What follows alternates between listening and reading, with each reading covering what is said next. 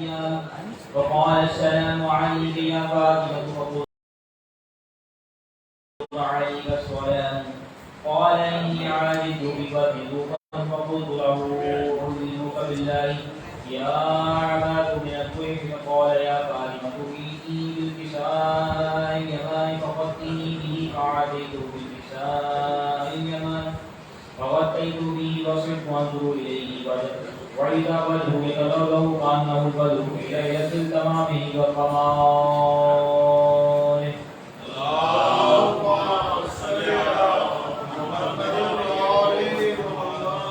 فما كانت إلا ساعة وعد بولد الحسن قد أقبل وقال السلام عليك يا أمه فقلت وعليك السلام يا قرة عيني وثمرة فؤادي فقال يا أمه إني أشم عندك رائحة طيبات فأنى رائحة رسول الله فقلت إن لك ما بعد الكساء فعقل الحسن وعقل الكساء وقال السلام عليك يا لبته يا رسول الله أتعلم لي أن أكل معك طاعة الكساء قال وعليك السلام يا ولدي ويا صاحب روضك لأذنت لك ودخل معهم تحت الكساء.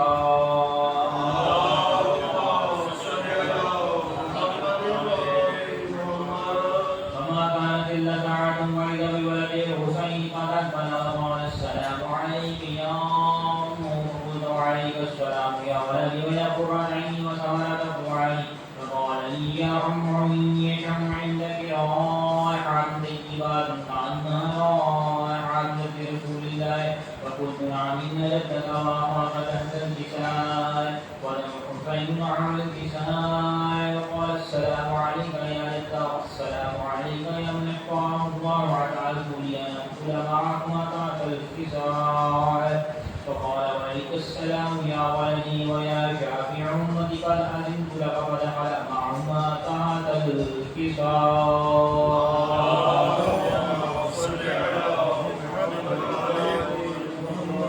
فعقل عند ذلك أبو الحسن بن علي قال السلام عليك يا بنت رسول الله فقلنا وعليك السلام يا أبا الحسن ويا أمير المؤمنين فقال يا فاطمة إني أشم عندك رائحة طيبات كأنها رائحة طيبة رسول الله فقلت عنها هو معك لديك تحت الكساء فعقبل علي نحو الكساء وقال السلام عليك يا رسول الله أتعلم لي أن أكون معكم تحت الكساء قال له وعليك السلام يا أخي ويا وصي وخليفتي وصاحب لقائي قال أذنت لك ودخل علي تحت الكساء.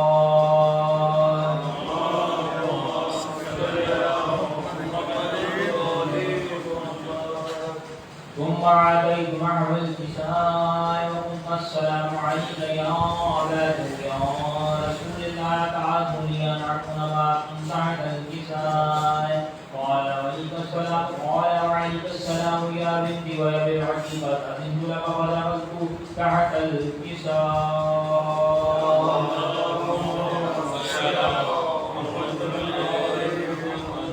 فلما اكتملنا جميعا تحت الكساء قال برسول الله برافع الكساء وهم يبيضون إلى السماء وقال إن هؤلاء عن بيت خاصتي وعامتي لحمهم لحمي ولحم الذي يكرمني ويكرمهم ويعظني ما يعلمهم ونحر لمن حاربهم واسلم لمن فالمهم وعدو لمن أعانهم ومحب لمن أحبهم إنهم مني وأنا منهم واجعل سلاماتك وبركاتك ورحمتك وغفرانك ورضوانك علي وعليهم وعلم عنهم الرزق وطهرهم تطهيرا. اللهم صل على محمد. فقال الله عز وجل يا ملائكتي ويا سلطان سماواتي إني ما خلقت معا أمنيات ولا أمنيات ولا أمنيين ولا أمنيات ولا أمنيات ولا بانية ولا أمنية إلا بمحبة هؤلاء الخمسة الذين هم تحت الكساء. فقال العلي جبرائيل يا رب ومن تحت الكساء فقال عز وجل هم أهل بيت النبوة وأهل رسالتهم فاطمة وعلي وعبابا نوحا وبنوحا.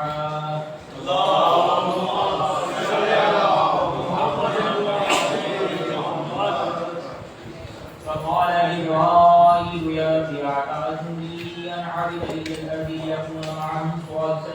فقال الله نعم قد أذنت لك وعبد العميل جبرائيل وقال السلام عليك يا رسول الله. العلي الآية والسلام بالخصوص بالتحيات والإكرام ويقول لك عزتي وجلالي إني أخلقت سماعكم إياكم ولا أنتم إياكم ولكم رمي ولكم حمدي أحد ولكم كنتم ولقال يدي ولا بلغينة إلا لأجلك ومحبة. وقال أذن لي أن أدخل معكم فهل تعلم لي يا رسول الله. وقال رسول الله وعليك السلام يا عمي ونيت وحينه نعم قد أذنت لك ودخل جبرائيل معنا ساعة الكساء. فقال لي عمي وراحة فأوحى إليكم يقول إنما يريد الله ليذهب عنكم الرجس على البيت ويطهركم تطهيرا.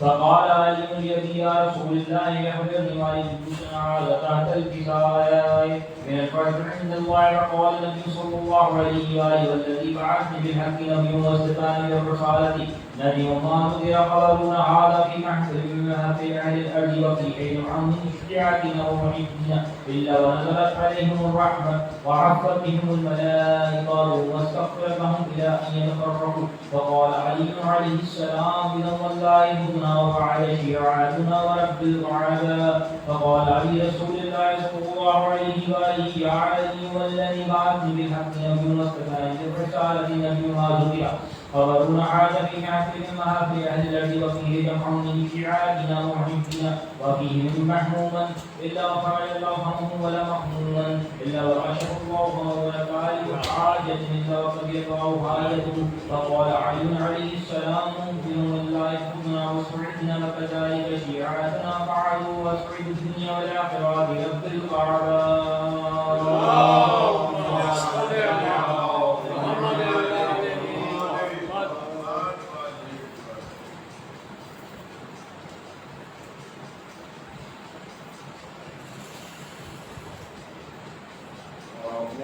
آپ ایک تو اس بات سے جانا کہ فی الحال تھوڑے ہیں. دراصل یہ ذکر اس پاک ہستی کا ہے جس نے اپنی جان اپنا مال اپنی اولاد اور اس کے پاس جو کچھ تھا وہ سب خدا کی راہ میں دین کو بچانے کے لیے جو کام کرتے ہیں اور خدا کے ذکر کو بلند کیا اور زندہ کیا. خدا کا یہ وعدہ ہے کہ خاص قبول نہیں آج کروں میرا ذکر کر تو میں تیرا ذکر کروں.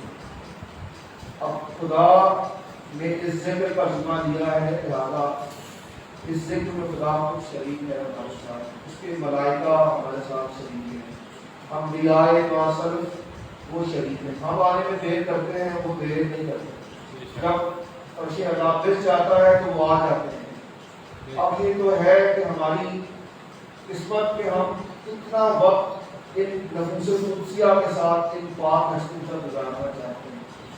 اس بات پر تو ہمارا ایمان ہے کہ وہ تشریف لاتے ہیں. جو ان سے عذاب مل جاتا ہے تو یہ پاک ہستی تشریف لے آتی ہے وقت پر آ جاتی ہے. لیکن ہمیں آنے میں اگر دیر ہو تو یہ دیکھیے کہ ہم خود کو ان کے ساتھ متمثل کرنے میں کم وقت دے رہے ہیں جن کو محفوظ کر رہے ہیں. تو ایک تو یہ کہ اگر آپ تھوڑے ہیں تو گھبرانا نہیں ہے. انشاءاللہ تعالیٰ جی مجلس میں 1,40,000 انبیاء کے ارواح ہمارے ساتھ. دوسرا خدائے نام یزل خود اس مجلس کا بانی ہے اور وہ یہاں موجود ہے. آج کل سوشل میڈیا کے اوپر مختلف سوالات پوچھے جاتے ہیں. ہمارے بزرگ ان سوالات سے نہیں گھبراتے لیکن ہمارے نوجوان ہیں بعض اوقات. تو ایک تو ہمیں یہ دیکھنا چاہیے کہ ہر سوال کا جواب ہر آدمی کے پاس نہیں ہو سکتا. اور اگر کسی سوال کا جواب کسی کے پاس نہیں ہے اس کا مطلب یہ نہیں ہے کہ وہ یا اس کا عقیدہ درست نہیں ہے. مطلب یہ ہے کہ اسے اس کا جواب نہیں ہے. وہ انتظار کرے اور علم حاصل کرے تاکہ اس کا جواب حاصل کرے. دوسرا کہا جا رہا ہے کہ عزاداری کے متعلق کہ یہ کس نے پہلے سب سے پہلے کس نے عزاداری بنائی؟ آئمہ موجود تھے، آج کل یہ بڑا سوال کیا جا رہا ہے کہ امام صلی اللہ علیہ وسلم موجود تھے، انہوں نے تو نہیں بنائی۔ اب یہ جہالت، اس سے بڑی بات جہالت کیا ہو سکتی ہے کہ عزاداری کا اجراء خود اللہ نے فرمایا۔ وہ حدیث بڑی مشہور حدیث بخاری و مسلم شریف میں موجود ہے کہ رسول اکرم صلی اللہ علیہ وسلم کو خود بتایا گیا کہ تمہارا یہ بیٹا کربلا میں مظلومیت کی حالت میں شہید ہوگا۔ تو وہ حدیث جب آپ نے بیان کی حضرت ام سلمہ رضی اللہ عنہا سے، اور ساتھ ان کو ایک شیشی میں کربلا کی مٹی بھی دی کہ جب یہ مٹی سرخ ہو جائے تو جنات میں نواسا شہید ہو گیا۔ اور یہ حدیث جب سنا رہے تھے، یہ پیغام جب پہنچا رہے تھے جب علیہ السلام، تو رسول اکرم صلی اللہ علیہ وسلم گریہ فرما رہے تھے۔ آپ کی جو زلفیں ہیں وہ بکھری ہوئی تھی اور آنکھوں سے اشک جاری تھی۔ تو پہلی مجلس پڑھنے کا جو شرف حاصل ہے وہ جبرائیل علیہ السلام، اور پہلا سامع یعنی سننے والا وہ خود رسول اکرم صلی اللہ علیہ وسلم۔ تو مجلس پڑھنا جبریل کی پہلی سنت اور سننا رسول اللہ کی سنت۔ پھر یہی پیغام جب ام سلمہ اور جناب فاطمہ الزہرا صلوات اللہ علیہا اور علی علیہ السلام اور گھر کے دیگر افراد کے سامنے رسول اللہ نے سنایا تو ان سب نے گریہ کیا۔ تو مجلس پڑھنا سنت ہے رسول اللہ کی، اور سننا منتر پاک کی سنت۔ اس کے بعد اس کی پوری تاریخ ہے، یعنی اس کا پوچھتا ہے کہ کیسے وہ مجلس یہ دین کا حصہ بن گئی۔ تو مجلس دین کا حصہ نہیں ہے، مجلس اہل دین ہے۔ اسی پیغام کو آگے بڑھانے کے لیے اب میں دعوت دیتا ہوں، ہمارے پاس وقت کی قلت ہے، ہم چاہتے ہیں کہ وقت کو ختم کر سکے۔ ڈاکٹر جعفر صاحب کو 5 منٹ تشریف لائیں اور اپنی ڈیوٹی چلا جائیں۔ بات محمد آل محمد قرآن کا سلام۔ اللہم صلی علی محمد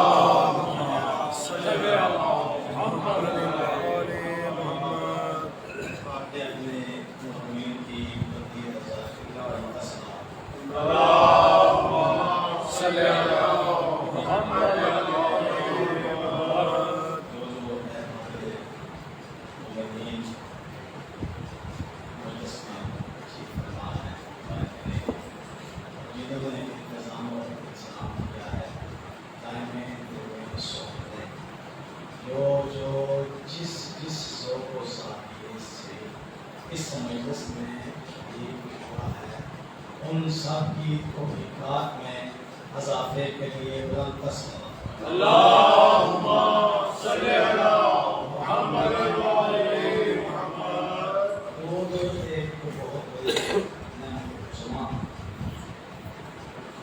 نعمت عظمیٰ اس لیے کہ یہ لوگ صرف ہم نہیں بنتے، وہ ذات بھی بنتے۔ اسی لیے ایک کہتا ہے کہ لطیف بات ہے، لطیف بات ہے اس کا بھی لطف صاف ہوا۔ لطیف بات ہے اس کا بھی لطف صاف ہوا، کبیر کائنات بھی یہاں لباس ہوا۔ کیا کبیر کبیر کائنات بھی یہاں لباس ہوا، اور درود بخششوں کا سن بڑا وسیلہ ہے۔ درود بخششوں کا سن بڑا وسیلہ ہے کہ لا شریک بھی اس میں شریک صاحب۔ واہ ماشاءاللہ۔ اللہم صلی علی محمد یہ فاصلہ کا یہاں سے بیان ہے، یہ درس انسانیت، جہاں ہر قسم کے بندے کو آنا چاہیے، ہر قسم کا بندہ آ سکتا ہے، کسی پر کوئی ممانعت نہیں، کیونکہ ایک مرتبہ ذکر ایسا بھی ہے جس میں سب لوگ آتے ہیں، جہاں کوئی بھی قدر گن نہیں ہے، اور کچھ بھی وہ اثر کر سکتا ہے امام علیہ السلام کے حوالے سے سوال کر لینا۔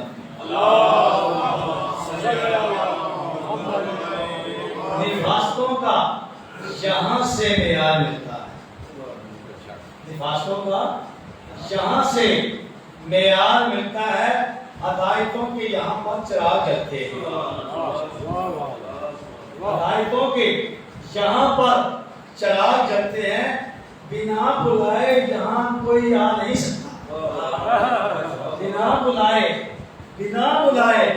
یہاں کوئی آ نہیں سکتا، جنہیں سرکار بلاتے ہیں وہی آتے ہیں۔ السلام علیکم۔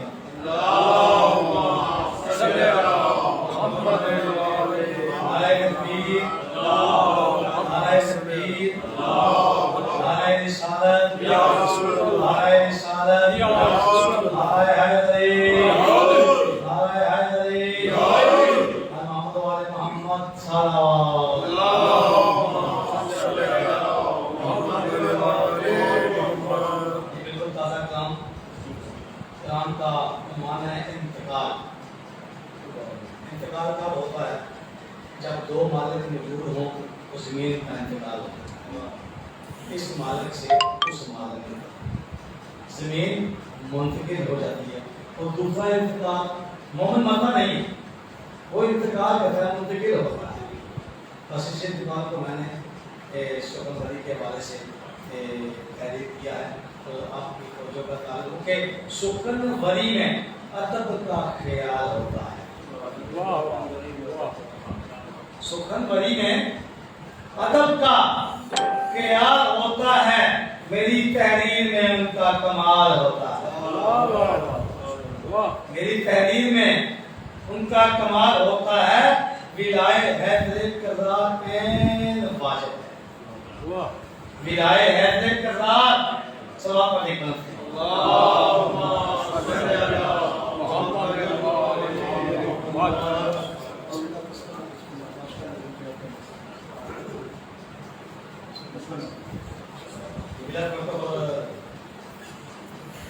سخن وری میں ادب کا خیال ہوتا ہے، سخن وری میں ادب کا خیال ہوتا ہے، میری تحریر میں ان کا کمال ہوتا ہے، اور ولائے حیدر کرار عین واجب ہے، ولائے حیدر کرار عین واجب ہے، علی کا ذکر کرو بے مثال ہوتا ہے،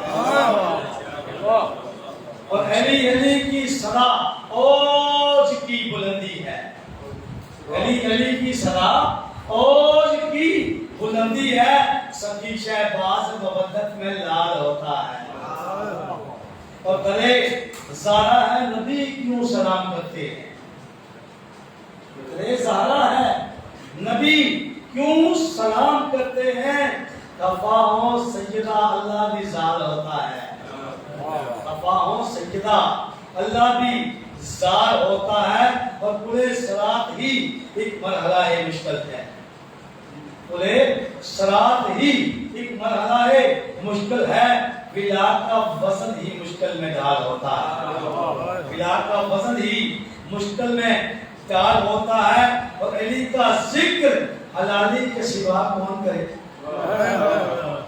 علی کا ذکر حلالی کے سوا کون کرے، جو داد دیتا ہے وہ ہم خیال ہوتا ہے، نعرہ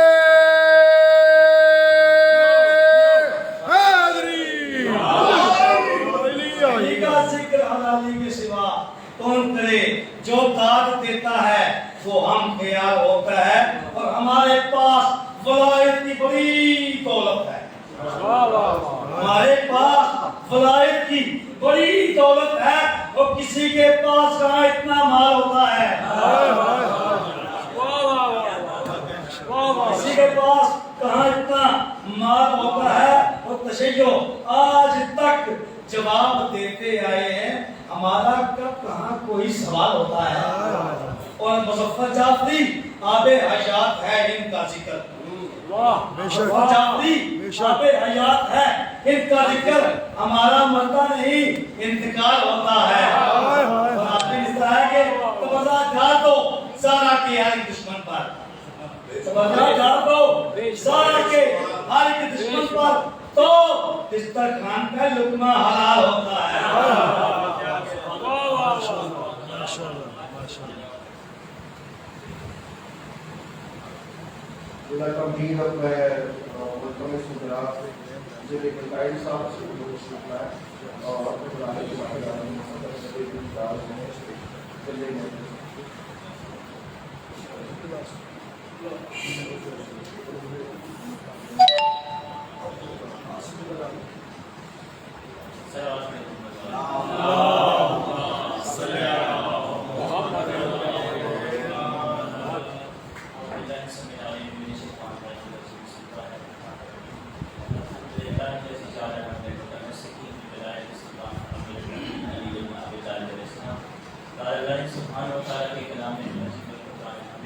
ان اللہ و ملائکتہ یصلون علی النبی یا ایھا الذین آمنوا صلوا علیہ وسلموا تسلیما۔ صلوات پر محمد صلی اللہ دس منٹ کی ڈیوٹی ہے میری، اس کے بعد آپ سے اجازت۔ ربائی پیش خدمت حضرت فضل عباس اللہ علیہ السلام کی شان میں، حضرت عباس علیہ السلام کی شان میں ان کی ذات کو صلوات کریں۔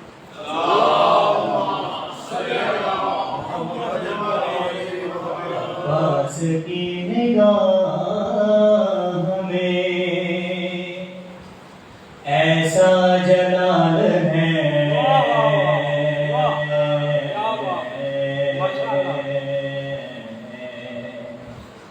بچنا تو درکنار ہے، مرنا حال ہے۔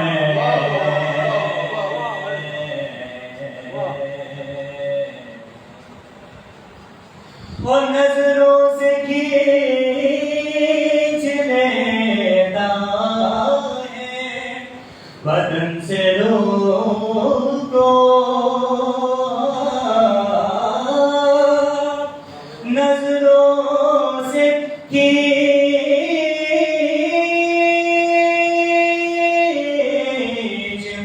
لیتا ہے بدن سے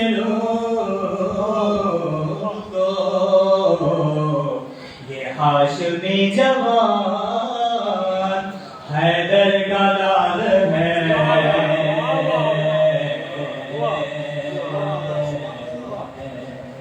عباس کی نگاہ میں ماشاءاللہ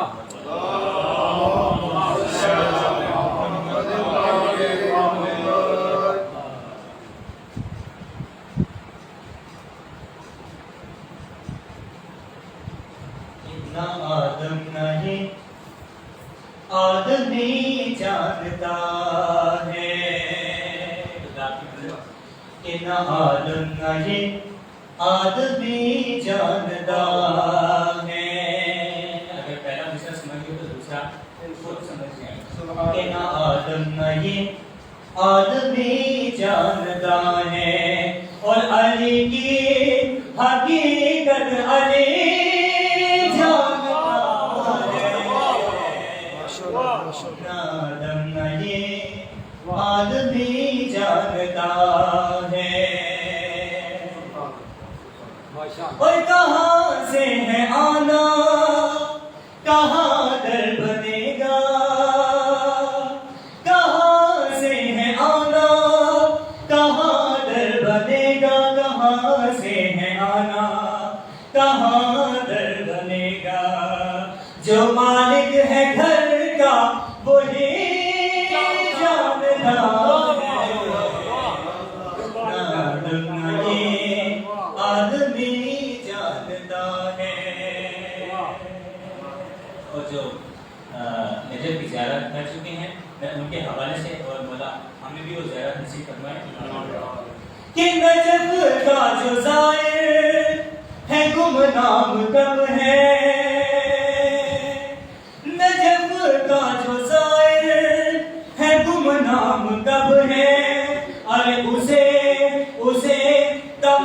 आदम हर नबी जानता है, ना आदम न ये आदमी जानता है, ना आदम न ये आदमी जानता है।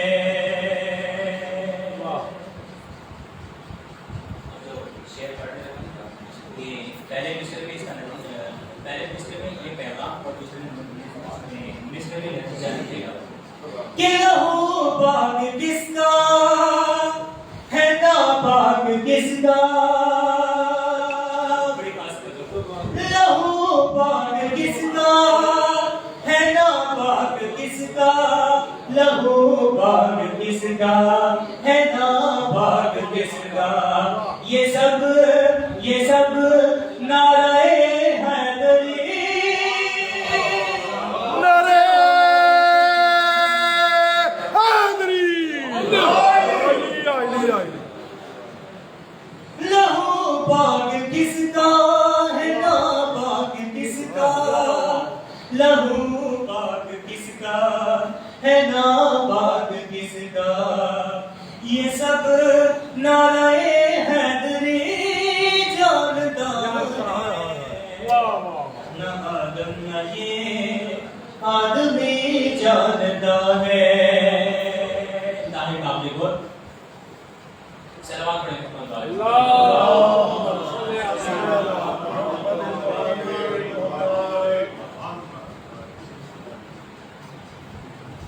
है जिसे गुजर कर जिना तक पहुंचना, है जिसे गुजर कर जिना तक पहुंचना, है जिसे गुजर कर जिना तक पहुंचना, वो रास्ता फकत मातमी जानता है, न आदम न ये आदमी जानता है। आप इसे को भी आसमान का पाठ कर जाओ कि फरिश्तों ने रोका जो जन्नत के दर पर, फरिश्तों ने रोका जो जन्नत के दर पर, फरिश्तों ने रोका जो जन्नत के दर पर, अरे मैं कह दूंगा मुझको अली जानता है, ना आदम न ये आदमी जानता है।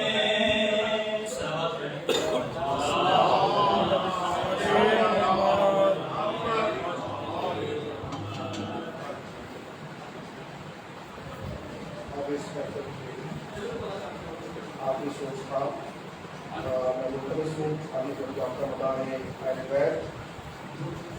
जनाब आसिफ मुगल साहब से, और साथ ही साथ मैं तमाम मुमिनीन से गुजारिश करता हूँ कि कुर्सियाँ या ये जो साइडों पे गद्दियाँ हैं ये हमारे बुजुर्गों के लिए, नौजवान जिनका ये ज़रूरत नहीं है।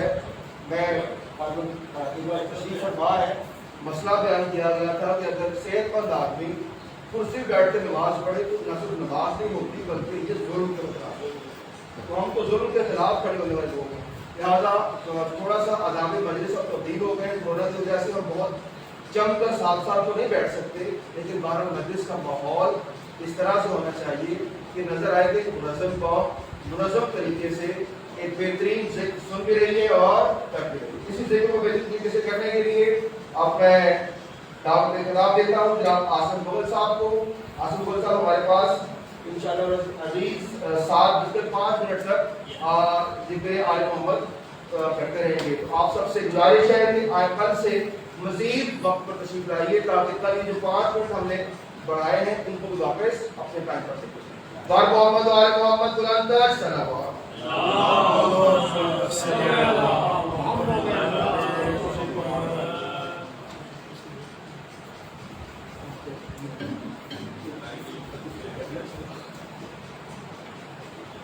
तकबीर अल्लाहु अकबर या रसूल अल्लाह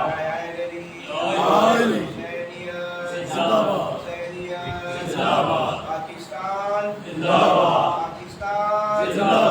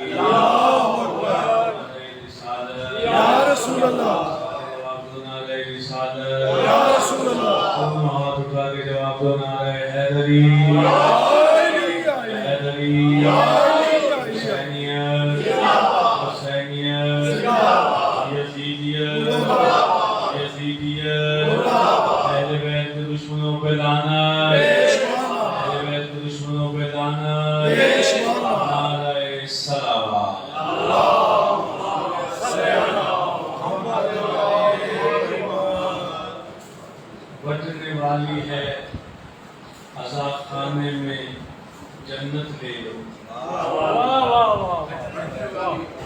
بٹنے والی ہے عذاب خانے میں جنت لے لو، بٹنے والی ہے عذاب خانے میں جنت لے لو، صرف اشک غم سرور کی بدولت لے لو، بٹنے والی ہے عذاب خانے میں جنت لے لو، صرف اشک غم سرور کی بدولت لے لو، اپنے پیروں پہ کھڑا ہونا اگر چاہتے ہو، اپنے پیروں پہ کھڑا ہونا اگر چاہتے ہو، تھوڑی سی سید سجاد سے ہمت لے لو، سید سجاد سے ہمت لے لو، اپنے پیروں پہ کھڑا ہونا اگر چاہتے ہو، تھوڑی سی سید سجاد سے ہمت لے لو، اور شام والو تمہیں بیمار نظر آتا ہے، شام والو تمہیں بیمار نظر آتا ہے، ارے اتنی ہمت ہے تو آمد سے بیعت لے لو،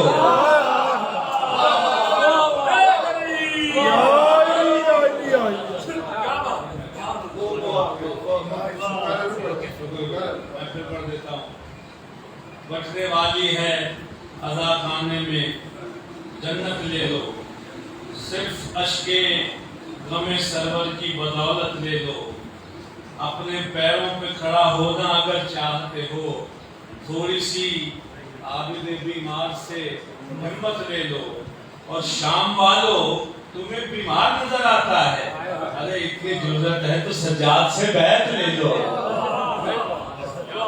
مل کے بلند سلام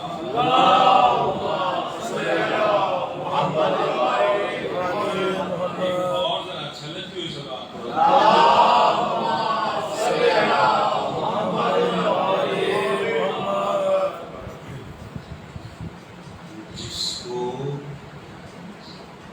سے پیش کرتا، جس کو غم حسین کی دولت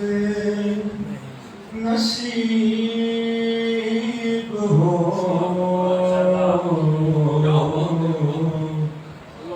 جس کو اور اس میں دیکھیں گا اگر کوئی کسی کو اگر سلتی اتنا اچھا سسٹم ہے، لیکن میرا خیال ہے ابھی سسٹم کا آپ کو اندازہ نہیں ہے، جس کو یہ تو بند ہو گیا، جس کو غم حسین کی دولت نصیب ہو، پھر کیوں نہ اس کو عزت و شہرت نصیب ہو، جس کو غم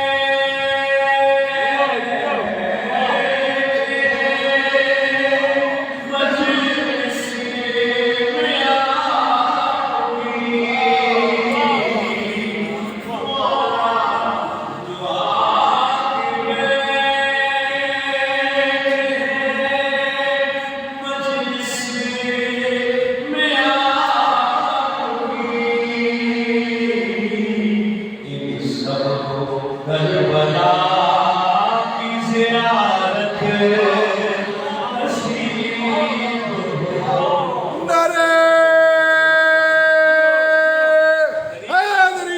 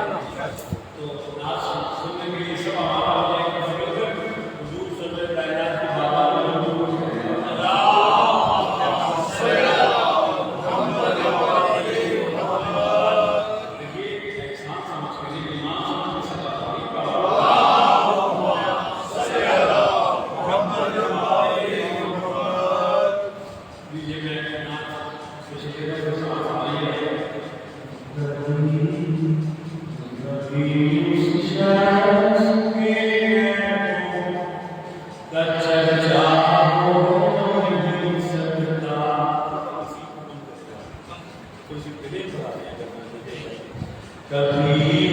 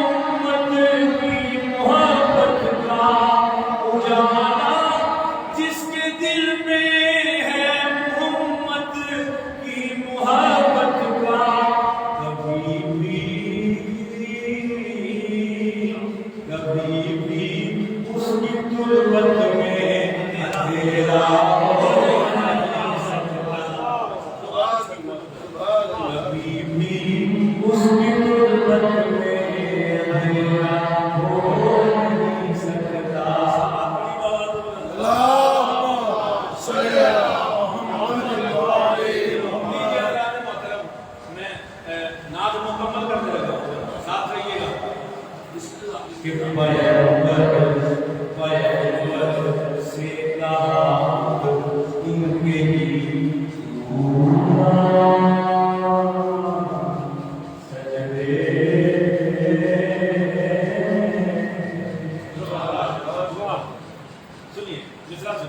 پیغمبر سے کہا خود ان کے ہی دورانی سجدے. سنیے پیغمبر سے کہا خود ان کے ہی دورانی سجدے. پیغمبر سے کہا خود ان کے ہی دورانی سجدے. کسی کا آپ کے جیسا نوازا ہو نہیں سکتا.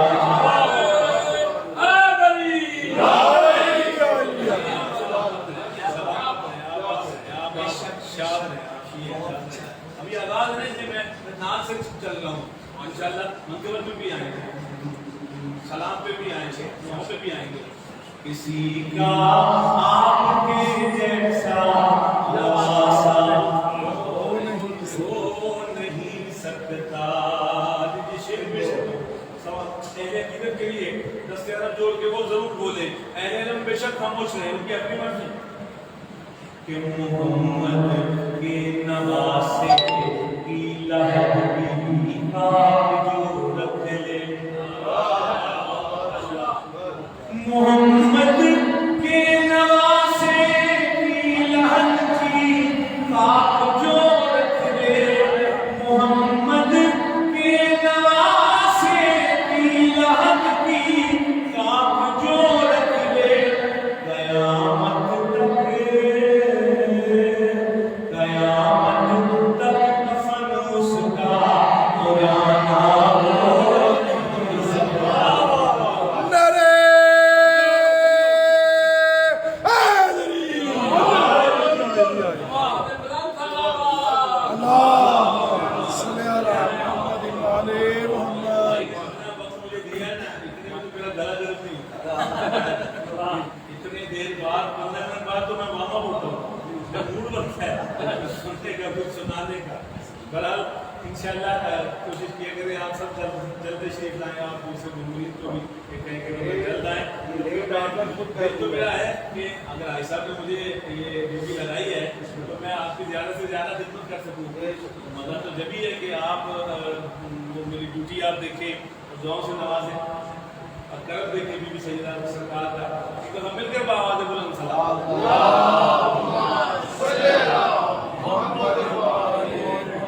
محمد کے نواسے کی لہب کی آپ جو رکھ لے.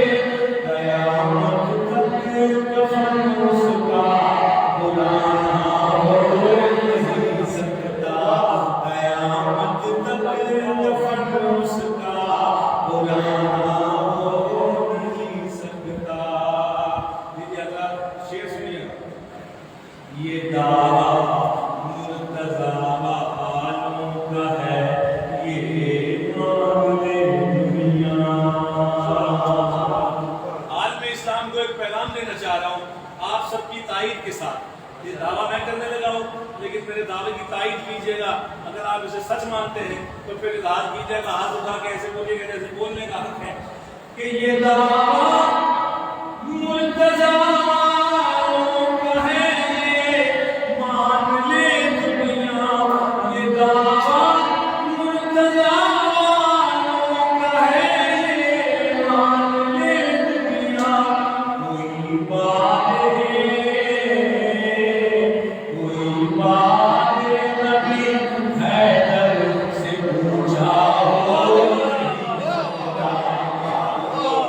زبان کے ساتھ دل بولنا.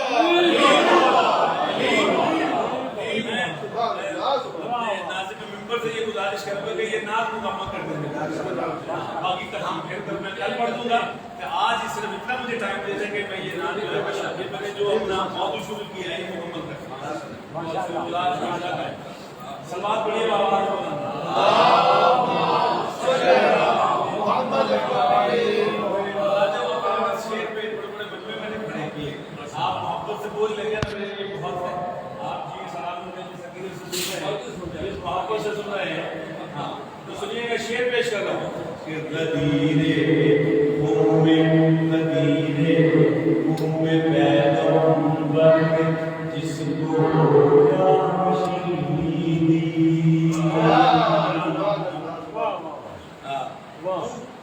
منکروں کا محتاج بنا رہا ہے علی.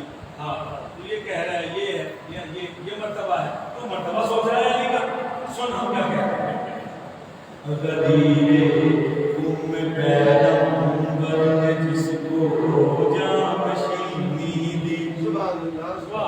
اس نے مرتبہ بنایا ہوا. لیکن اب سننا جس دل میں علی ہے نا, وہ میرے ساتھ بولے دوسرے میں دوسرے میں. پیغمبر جس کو جانشینی دی, پیغمبر جس کو جانشینی دی, وہ پہلا تھا وہ پہلا ہے, وہ پہلا تھا وہ پہلا, وہ سارے اس کا ایمان ہے. وہ پہلا تھا وہ پہلا, وہ پہلا تھا وہ پہلا ہے, وہ چوتھا ہو نہیں سکتا.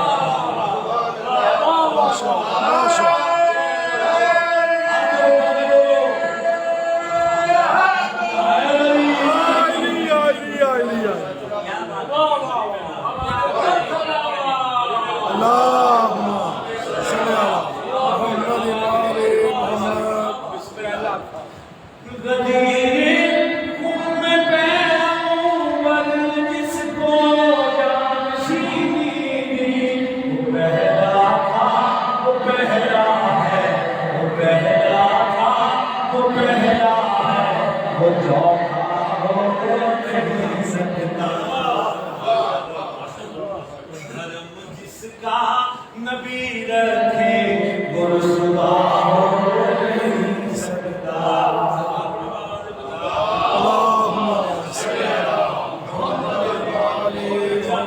بھائی نبی ریکارڈنگ کر رہے ہیں. آج کل ہر بندے کے پاس موبائل ہے, موبائل پہ بے شمار کلپ ہیں. ہاں تو یہ دیکھیے گا کہ ایک ہستی ہے دنیا میں جو اللہ اور ائمہ کے بعد ہم سے سب سے زیادہ پیار کرتی ہے. ہمیں کوئی تکلیف ہو اسے زیادہ درد ہوتا ہے, لیکن یہاں کتنی مضبوط ہے. لیکن سنیے گا, شعر پیش کر رہا ہوں کہ چل رہا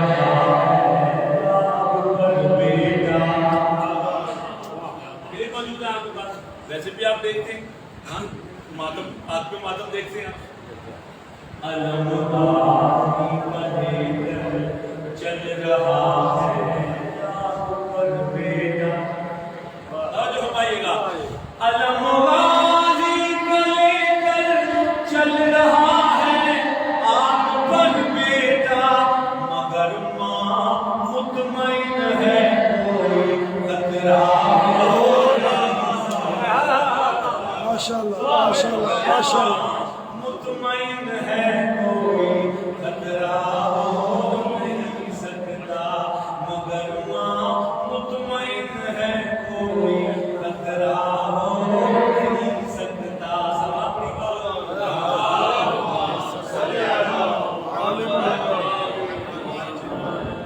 اور یہ بھی شعر دیکھیے گا ذرا, یہ بھی شعر دیکھیے گا کہ چلتے چلتے یہ شعر اسی زمین میں یہ شعر ہے. آپ تو ماشاءاللہ قافیہ اور ردیف کے بہت ماشاءاللہ شوق سے سنتے ہیں, محبت سے سنتے ہیں اور اہل نظر ہیں.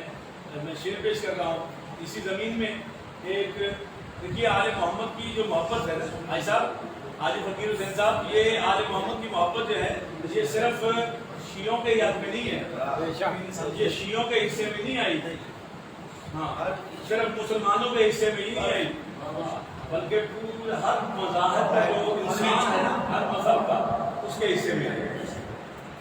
آل محمد کی محبت, حسین کی محبت. اب حسین کے لیے اشعار بہت صرف شیعوں نے ہی نہیں کہے, حسین کے لیے اشعار صرف سنیوں نے, وہابیوں نے, دیوبندیوں نے نہیں کہے, بلکہ دنیا کے ہر مذہب میں رہنے والے لوگوں نے مولا حسین کی شاعری. انہی میں سے ایک نام ہے ماتھر لکھنوی کا. ہندو تھا، ماتھر لکھنوی. لیکن میں تھوڑا سا تعارف اس کا یہ ایسے کروا دوں کہ اس کا ایک شعر ہے کہ ایک تو اس قدر رویا میں سن کر داستان کربلا، میں تو ہندو ہی رہا آنکھیں حسینی ہو گئی. جاگیے ذرا، جاگیے. صبح کا وقت ہے، آمادہ ہونے میں ذرا تھوڑی دیر لگتی ہے، لیکن ذرا جاگیے. بس میں قریب ہوں اپنے، میں چھوڑ رہا ہوں، میرے ساتھ رہیے گا. ماتھر لکھنوی نے اچھا ایک ایسا شعر کہہ دیا کہ جو اگر کوئی شیعہ کہتا تو اس پہ فتوے لگتے. لیکن کیا کہہ دیا اس نے کہا، دیکھ مندر سے غور سے ماتھر.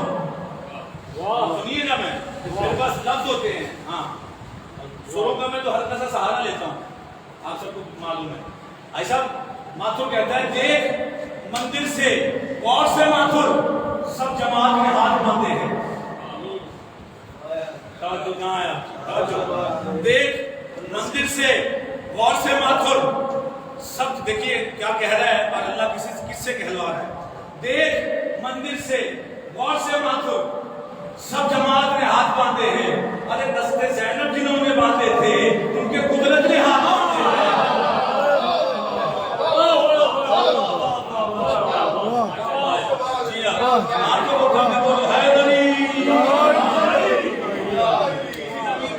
اس کا ایک مقطع ہے مجھے بڑا پسند ہے، سنیے گا، شعر سنیے گا. کہتا ہے کہ علی کے ماں سوائے انسان کوئی بھی ہوئے ماتھر. علی کے ماں سوا انسان کوئی بھی ہو اے ماتھر. دیکھیے چیلنج کر رہا ہے وہ. علی کے ماں سوا انسان کوئی بھی ہوئے ماتھر. علی کے ماں سوا انسان کوئی بھی ہوئے ماتھر. آپ شعر اس کے بعد علی کے ماں سوا انسان، توجہ رکھیے گا. علی کے، میں نے اس لیے ماتھر کا تعارف کروایا. دیکھیے اب کیا کہہ رہا ہے. علی کے ماں سوا انسان کوئی بھی ہوئے ماتھر، خدا کے گھر پہ مر سکتا ہے پیدا ہو نہیں سکتا. نعرہ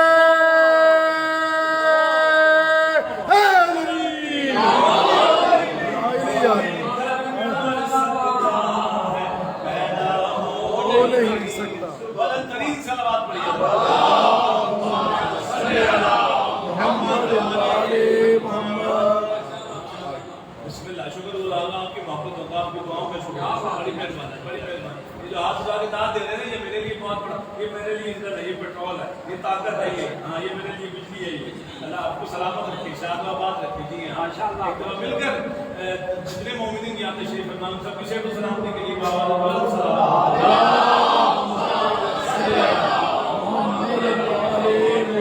میں شیخ چھوڑ رہا ہوں. آخری شیخ پیش کر رہا ہوں. دامن میں بھی گنجائش نہیں ہے اور میں نے ابھی فوراً قبلہ کے حوالے کرنا ہے. تو نیچے میں سارے باقی شیخ چھوڑ کے بھی پڑھ دوں گا. میں نے نعت سنائی آپ کو، تو آخری شعر پیش کر رہا ہوں، محبت سے سنیے گا اور پھر دعاؤں سے نوازیے گا. شعر پیش کر رہا ہوں. بھرم جس کا نبی رکھے رسوا ہو نہیں سکتا. توجہ رہے. بھرم جس کا نبی رکھے رسوا ہو نہیں سکتا. شعر سنیے. علی کے لال کا ماتم کروں اور جاؤں دوزخ میں. یہ ماتمی ہیں، واجب ہے سب پہ. اپنے مسلم میں میرے ساتھ تھے. ہاں سنیے گا. علی کے لال کا ماتم کروں اور جاؤں دوزخ میں. ایسا سب بھائی اور دیکھیے گا. علی کے لال کا ماتم کروں اور جاؤں دوزخ میں. علی کے لال کا ماتم کروں اور جاؤں دوزخ میں. جناب فاطمہ کو لے دوبارہ ہو نہیں سکتا.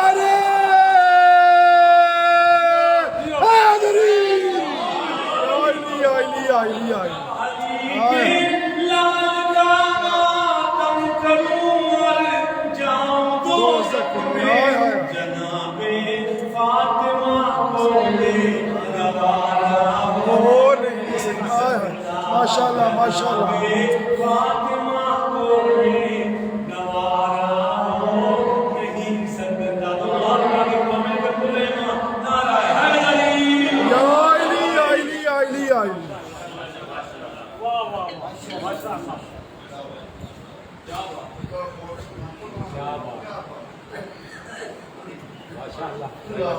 मुनीर कराम एक बार तो फिर आपसे विश्वास की जाती है कि वक्त की पाबंदी का ख्याल रखिए। ये मजलिस अल्लाह मोमिन की जिम्मेदारी है। ये मजलिस अल्लाह हमारी तमाम बख्शिश का वसीला भी है, जरिया भी है। आप जब यहाँ तशरीफ लाते हैं तो याद रखिए आपसे पहले नफूस कुदसिया या तशरीफ ला चुके होते हैं दीन मजलिस से। अगर आप लेट आते हैं तो असल में आप पूरे इंतजार कर रहे हो। मेरी गुजारिश है कि ज़्यादा से ज़्यादा वक्त आने बैन सारा इमाम के साथ गुजारने के लिए वक्त पर मजलिस में तशरीफ लाया करें ताकि वक्त पर इसका इंतजाम किया जा सके। मैं आज फिर पढ़ना से ये दिल से इनसे ये माजरत पा हूँ कि हमने आज फिर इनका 10 मिनट वक्त जो है वो आगे ले गए। इंशाल्लाह कल से इंशाल्लाह अजीज आप लोगों के ताउन से हम वक्त पर मजलिस शुरू करेंगे और वक्त पर खत्म करेंगे। कल से मौलाना साहब पूरे 7 बजे रौनक रोज़ मिंबर हो जाएंगे। पर मोहम्मद वाले मोहम्मद बुलंदतर सलावत।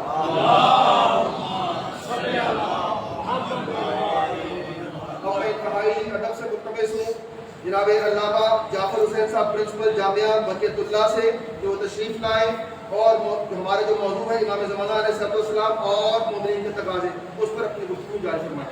बर मोहम्मद वाले मोहम्मद बुलंदतर सलावत।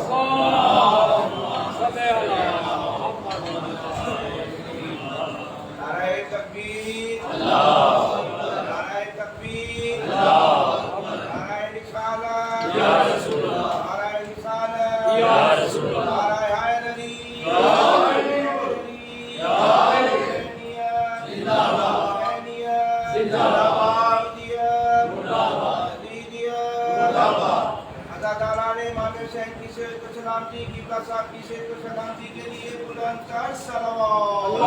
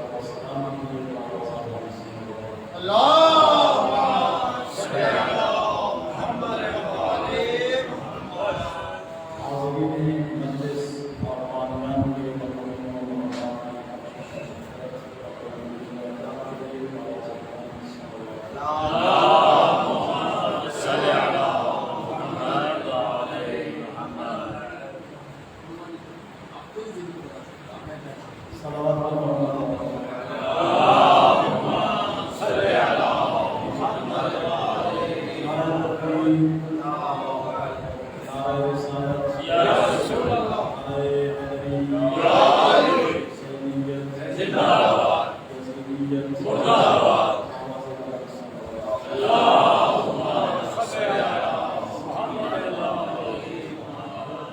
مجالس آزاد تذکرہ اہل بیت یعنی غور اور فکر اور تدبر کی طرف دیتا ہے، یعنی دوسرے لفظوں میں معرفت حاصل کرنے کا اور ذریعہ ہے۔ یہ اپنے مقام پہ ہے کہ فضائل و مسائل اس مجلس کا حصہ ہے، لیکن در حقیقت اس مجلس آزاد کو 3-4 حصوں میں تقسیم ہونا چاہیے۔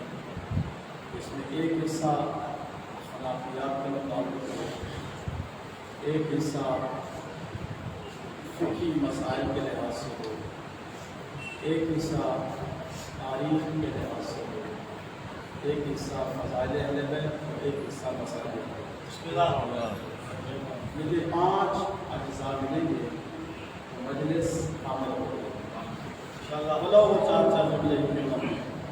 لہٰذا یہ مجلس اس اور فکر اور تدبر کی دعوت دیتی ہے، اور جو مجلس کے تقاضے ہیں ان تقاضوں کو پورا کرنا چاہیے، فقط کسی ایک بات کی طرف متوجہ رہنا اور سب کو خاموش کرنا یہ کامل مجلس نہیں کیا جائے گا۔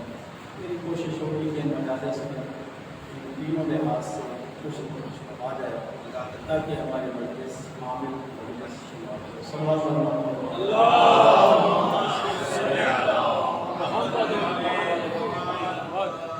میرے دوستوں، اخلاقیات کے لحاظ سے ہمارا ایک اولین اخلاقی فریضہ ہے، اگر کسی کے ساتھ کوئی تعاون کیا جائے، کوئی وعدہ کیا جائے، اس وعدے کی پاسداری اور اس کے وقت کا خصوصی خیال رکھنا۔ بچپن میں ہم نے کتابوں میں سکول کی کتابوں میں پڑھا کہ کسی کے ساتھ پیغمبر اسلام نے وعدہ فرمایا، وہ جب تک اس کے ساتھ وعدہ کرنا آیا تو پیغمبر اسلام اسی مقام کو قائم رہے، یعنی عملی نمونہ پیش کیا ہے کہ انسان کو وقت پہ آنا چاہیے۔ دوسری بات فقہی لحاظ سے عرض کرتا چلوں تاکہ یہ 4-5 کا ہے انسان محدود کرے، وہ یہ ہے کہ آج ہم دیکھ رہے ہیں کہ ویسے تو ہر دور میں حالت یہی تھی، لیکن اس دور میں مزید پرابلم پیدا ہو گئے کہ انسان بہت روز بروز ملتا چلا جا رہا ہے۔ انسان کو اللہ نے اشرف المخلوقات بنایا ہے، مخلوقات کا سردار قرار دیا ہے، بشرطے کہ اپنے اندر انسانیت پیدا کر لے تو پھر یہ اشرف المخلوقات ہے۔ آج کل ہم دیکھتے ہیں، میں کسی پہ اعتراض نہیں کر رہا ہوں کے حوالے سے بدلا کرنا چاہ رہا ہوں، اور وہ یہ کہ آج کل پہلے زمانہ میں تھا کہ آپ صحیح کہتے ہیں، آج کے زمانے میں بہت سارے آگے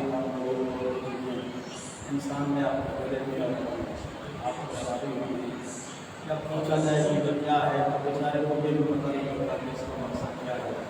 آیت اللہ حافظ کی سب کی عادت ہے، وہاں پہ کسی نے کڑی کا پوچھا کہ جناب یہ کڑی پہننا جائز ہے یا جائز نہیں ہے، تو انہوں نے آگے سے سوال کیا کہ پہلے تم یہ بتاؤ کہ تم نے کڑی پہنی کس نیت سے پہنی؟ اب اس نے سوال کیا پہننا جائز ہے یا نہیں، انہوں نے آگے سے سوال کیا کہ آپ بتائیے کہ آپ نے جب کڑی پہنی تو کس نیت سے پہنی؟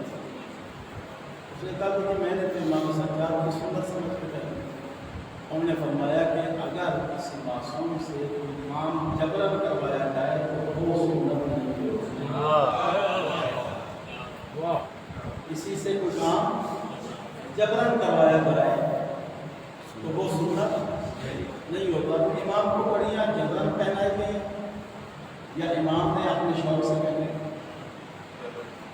جبرن پہنائی گئی، جو جبرن کروایا جائے وہ سنت نہیں ہوتی۔ تو صاحب اللہ کہہ دیا کہ امام کو جیسے کڑی جبرن پہنائی گئی تھی، اسی بات آئمہ کو اسی طرح زہر بھی جبرن کھلائی گئی تھی۔ اگر جبرن پہنائی جانے والی چیز سنت بنی ہے تو پھر زہر کھانا بھی سنت بنے گی، تو یہ بھی امام کی سنت ہے، تو کیا کھائیں گے؟ اس نے کہا کہ نہیں، یہ نہیں کھاؤ گے، کیوں؟ آپ یہاں پہ جان کماؤ گا۔ یہ تو تھا فقہی حوالے سے کہ سنت کسے کہتے ہیں، سنت کسے ٹھیک ہے. اب اس کے بعد ظاہر مرضی کی اپنی ایک نظر ہے, انہوں نے وضاحت فرمائی کہ میرا عزیز اسی کڑی کو ایک نیت سے پہنے تو ناجائز ہے, اور ایک نیت سے پہنے تو صرف جائز نہیں بلکہ یہ مستحب ہے. ایک نیت سے پہنے تو جائز نہیں ہے, دوسری نیت سے پہنے تو صرف یہ نہیں کہ جائز ہے بلکہ اس کا پہننا مستحب قرار ہے. ہم نے پوچھا کہ جی وہ کیسے؟ ہمارا زیادہ یہی نیت ہو کہ امام کو پہلائی گئی تھی, میں نے پہلے امام کی سنت ہے تو یہ جائز نہیں ہے کیونکہ امام کو جبرن پہلائی گئی. تو جو جبرن کام کروایا جائے واسطوں سے وہ سنت نہیں ہوا کرتا, لہٰذا یہ جائز نہیں ہوگی. مستحب کس لحاظ سے ہے؟ آپ کڑی پہنتے ہوئے ذہن میں نیت کریں کہ میں یہ کڑی اس لیے پہن رہا ہوں کہ جب بھی کڑی کو دیکھوں گا تو مجھے چوتھے امام کا اخلاق اور سیرت یاد آ جائے گا.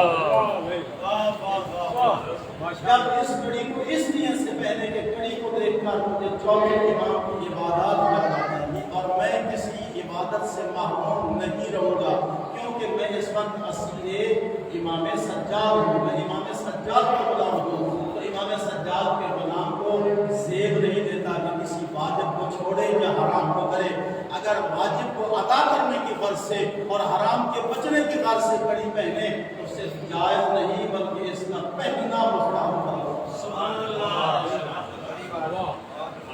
لہذا جو آپ کڑی پہننا چاہتے ہیں وہ اپنی نیت کا خیال رکھیں کہ کس نیت سے پہنی جا رہی ہے. رہی بات باقی یہ بات, یہ دھاگے, یہ دام, یہ ضرور ان کی کوئی حیثیت نہیں میرے دوستوں. اس قبر سے دھاگا لیا, اس قبر سے دھاگا لیا, یہ فلاں سے مس ہے, فلاں سے مس ہے.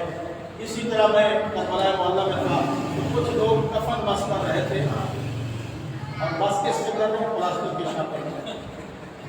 شاپر چڑھا ہوا, معرفت کی بات ہے نا, شاپر چڑھا ہوا ہے اور وہ مس کر رہے ہیں.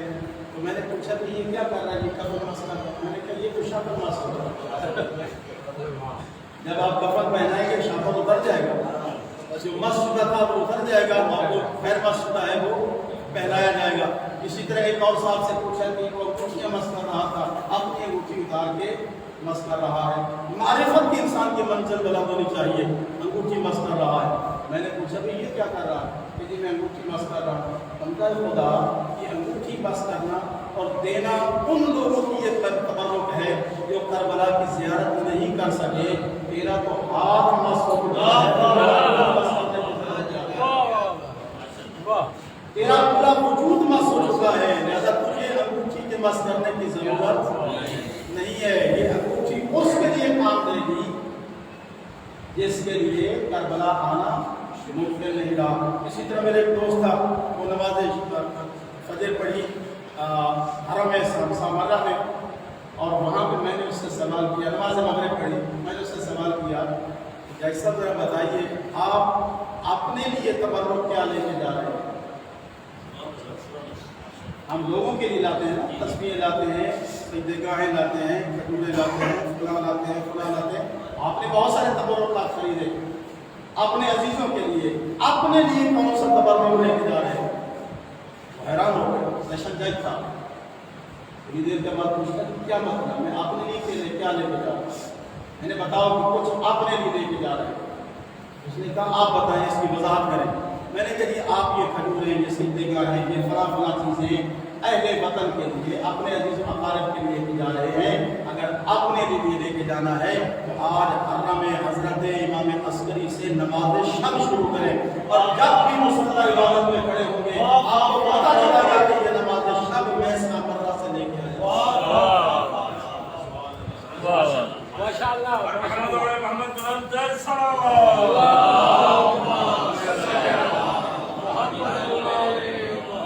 یعنی انسان کو بابصیرت ہو کے چلنا چاہیے. اللہ کی اور عزت فرما رہا ہے, ان اللہ سخر لکم ما فی السماوات و ما فی الارض, میں نے زمین و آسمان کی ہر شے کو تمہارے لیے مسخر کر دیا, تمہارے تابع فرما بنا دیا. اب اس کی دو تفسیریں کی گئی ہیں. بعض وہ چیزیں ہیں کہ جو اللہ نے جبرن ہمارے تابع بنائی, ہمارے حکم کی محتاج نہیں, جیسے سورج کا طلوع ہونا, سورج کا غروب ہونا, چاند کا طلوع ہونا, چاند کا غروب ہونا, سورج کے رنگ لگ جانا, چاند کے رنگ لگ جانا, ستاروں کا ٹوٹنا, یہ یہ سارے اللہ رب العزت نے جبرن ہماری خدمت کے لیے مقرر کیے ہیں. یہ سورج بھی انسان کا خدمت گزار ہے, یہ چاند بھی انسان کا خدمت گزار ہے. اگر سورج کو خلق نہ کرتا تو فصلیں اور میوہ جات اپنے وقت پہ تیار نہ ہوتے. اگر چاند کو پیدا نہ کرتا تو ان میں مٹھاس نہ ہوتا. تو اللہ نے یہ چاند بھی ہماری خدمت کے لیے, یہ سورج بھی ہماری خدمت کے لیے پیدا کیا ہے. اس کو مسخر کیا لیکن اپنے امر سے. زمین سے ہر چیز کو ہمارے لیے مسخر کیا. انسان جو کرنا چاہے اس زمین میں تصرفات کر رہا ہے. پھر فرمایا اسبغ علیکم نعمہ ظاہرۃ و باطنہ. اللہ رب العزت نے تمہارے لیے بے شمار نعمتیں عطا فرمائی ہیں, جو کچھ ظاہری نعمتیں ہیں, کچھ باطنی نعمتیں ہیں. اب ظاہری نعمت کیا ہے؟ صرف ایک جملہ کہہ کے آگے نکلو. وہ ایک جملہ یہ کہ اللہ نے انسان کو وجود ظاہری نعمت عطا کی. یہ ہاتھ انسان کے لیے ظاہری نعمت ہے, لیکن ایک باطنی نعمت بھی اسی ہاتھ میں رکھی جس کو ہم ابھی تک سمجھ نہیں پائے. ظاہری نعمت ہے ہاتھ, ظاہری نعمت ہے انسان کی آنکھ, ظاہری نعمت ہے انسان کی قوت شم اور ناک, ظاہری نعمت ہے انسان کی زبان اور جبڑا اور منہ. لیکن اس کی کچھ باطنی نعمتیں ہیں جس کی طرف ابھی تک انسان متوجہ نہیں ہے. جانتے ہیں کہ وہ باطنی نعمت کون سی ہے؟ اللہ رب العزت اتنا کریم ہے کہ جس نے ایک لقمہ چبانے کے لیے آپ کو 7 کم از کم خدمت گزار بنا دیا. ایک لقمہ کھانا ہے, ایک لقمہ, اور ایک لقمہ اٹھانے کے لیے اللہ نے 2 ہاتھ دیے. ان ہاتھوں میں ظاہری نعمت تو ہاتھ ہے, باطنی نعمت کیا ہے؟ اللہ رب العزت نے اس میں ایسا ٹمپریچر رکھا ہے کہ جب آپ لقمہ اٹھاتے ہیں نا تو ہاتھ لگانے سے پتہ چلتا ہے کہ یہ کھانے کے قابل ہے یا کھانے کے قابل نہیں. کیا یہ حد سے زیادہ گرم ہے یا حد سے زیادہ ٹھنڈا ہے, یہ ہاتھ بتا دیتا ہے. اگر ہاتھ حد سے زیادہ گرم لقمہ اٹھا لے جس سے ہاتھ جلے اس سے زبان بھی جلے, اور جس سے ہاتھ کو تکلیف نہ ہو اس سے زبان کو بھی تکلیف نہیں ہوتی. یہ باطنی نعمت ہے کہ اللہ نے تمہارے ہاتھ کے ٹمپریچر اور تمہاری زبان کے ٹمپریچر کو ایک جیسا بنا کر ہمیشہ اذیت سے محفوظ بنا دیا. یہ وہ باطنی نعمت تھی. اسی طرح آنکھ سے دیکھتے ہیں, دیکھنے سے پتہ چل جاتا ہے کہ یہ غذا جلی سڑی ہے, یہ غذا کچی پکی ہے, کیسی ہے کیسی نہیں, یہ آنکھ بتا دیتی ہے. آنکھ کا کام ہاتھ نہیں کر سکتا, ہاتھ کا کام آنکھ نہیں کر سکتی. اب ہم نے لقمہ اٹھایا, منہ میں ڈالنا چاہتے ہیں, پروردگار یہ غلاظت کا ایک عضو آپ نے ہمارے منہ پہ رکھ دیا ہے, اسی سے ساری دنیا جان کی جتنی نعمتیں جو غلاظت ہے وہ بہتی رہتی ہے. اتنا بہتر تھا کہ اس کو کسی محفوظ مقام پہ رکھتا جو سامنے نظر رہا ہے. اللہ رب العزت فرماتا ہے میرا بندہ یہ تیری سوچ ہے, لیکن حکمت خداوند عالم یہ ہے کہ میں نے یہ ایک پہلے دار تیرے منہ میں بٹھایا ہے. جب لقمہ اٹھاتا ہے نا تو سب سے پہلے یہ چیک کرتا ہے کہ یہ بدبودار تو نہیں. یہ وہ باطنی نعمت ہے کہ یہ چیک کر کے تمہارے اندر لقمے کو جانے دیتا ہے, ورنہ یہیں سے واپس باہر آ جائے گا. اور یہ کام تمہارا ہاتھ نہیں کر سکتا, یہ کام تمہارے آنکھیں نہیں کر سکتی, یہ کام فقط اسی کا ہے. اب اس کے بعد ہے لقمے کا منہ میں رکھنا. یہ بھی باطنی نعمت ہے کہ ابھی زبان ٹچ ہوئی ہے اور پتہ چل جائے گا کہ یہ مرچ مسالہ میرے مزاج کے مطابق ہے یا نہیں ہے. یہ وہ باطنی نعمت ہے جو اللہ نے تمہیں عطا کی ہے تاکہ میرے بندے کی زندگی گزارنا سہل ہو جائے. آخر میں فرمایا وَمِنَ النَّاسِ مَن يُجَادِلُ فِي اللَّهِ بِغَيْرِ عِلْمٍ, لیکن لوگوں میں سے کچھ لوگ وہ ہیں جو اللہ کے وجود میں ہی جھگڑا کرنا شروع کر. اتنی بڑی نعمت حاصل کرنے کے بعد میری توحید کا منکر ہو گیا, اتنا کچھ دینے کے بعد میرے ہمت کے مقابل میں آ گیا. اب ان لوگوں میں سے دیکھیں تو قرآن مجید 3 پارے میں سورہ سورہ بقرہ میں یہ آغاز کر رہا ہے الم تری الی الذی حاج فی ابراہیم. آپ نے دیکھا نہیں اس شخص کو جو میرے ابراہیم سے میرے متعلق جھگڑا کر رہا تھا. ان عطا اللہ الملک, اللہ نے اس کو ملک عطا کیا. ملک لینے کے بعد وہ میرا ہی مخالف بن گیا. کون ہے وہ؟ نمرود. کیا کہتا ہے کہ خدا وہ نہیں خدا میں ہوں اللہ. دیا سب کچھ خدا نے اور پھر دشمن بھی خدا کا قرار پایا. اب اسی مقام پر آپ کے اور میرے مولا کا کمال یہ ہے کہ دنیا کی کسی ہستی نے انسان کے ضمیر اور مزاج کو تولنے کا پیمانہ نہیں دیا سوائے علی ابن ابی طالب. آپ کا امام وہ ہے صاحب علم جس نے انسان کی فطرت کو تولنے کا پیمانہ دیا ہے.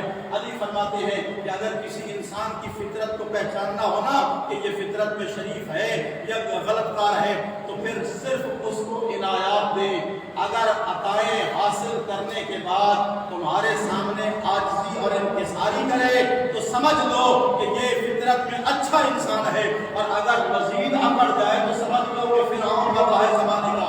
اب اللہ نے اس کو سارا کچھ دیا ہے, لینے کے بعد خدا کے مقابلے میں آ گیا. مطلب یہ ہے کہ یہ فطرتاً اچھا انسان نہیں تھا. اب یہ جب خدائی میں جھگڑا ہو گیا تو حضرت ابراہیم نے کہہ دیا اچھا تو خدا ہے, میرے خدا کا خاصہ یہ ہے کہ وہ موت بھی دیتا ہے زندگی بھی دیتا ہے. اس نے کہا یہ کون سا مشکل کام ہے, یہ تو میں بھی کرتا ہوں, میں مارتا بھی ہوں میں زندہ بھی کرتا ہوں. دو قیدی بلا لیے, ایک کی سزائے موت تھی اور ایک کے حق میں رہائی تھی.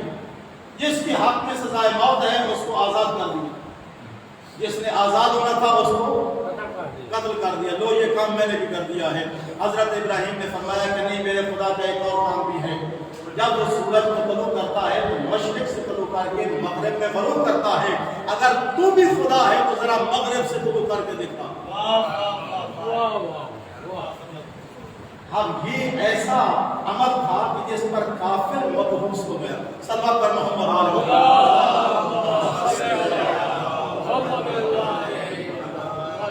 کافر مبہوس ہو گیا, خدائی کا دعویٰ کر رہا ہے. اور یہ عجیب فطرت زمانہ ہے کہ جیسے جیسے خدا کسی کو دیتا گیا ویسے ویسے اس میں تکبر بڑھتا چلا گیا. کوئی فرعون بنا زمانے کا, کوئی نمرود بنا زمانے کا, کسی کو دولت ملی شداد بن گیا, کسی نے اپنی جنتیں بنانا شروع کر دی. لیکن اللہ نے ہر ایک کو ان کا انجام اور عاقبت دکھا دی ہے. امام رضا علیہ السلام